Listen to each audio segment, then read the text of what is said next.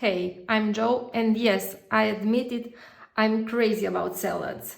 One salad that my family can have it whenever I make it, it's the carrot salad. For this, you need 220 grams of carrots, 220 grams of celery root, 150 grams of apple, juice from half of a lemon, and yogurt. And a grater, I'll use this part. I'll start with the celery root.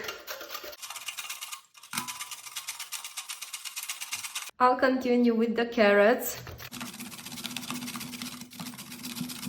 Last but not least, the apple.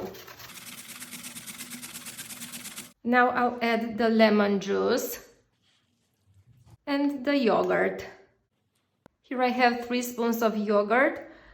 I'll just add it one by one and see when I get the right dressing. I'll mix everything. 1 more spoon of yogurt.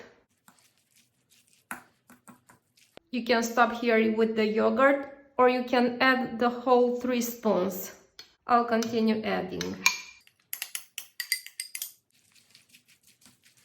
You really need to try it. My bet is you'll fall for it. Let's keep in touch by subscribing to my YouTube channel and take care. Bye!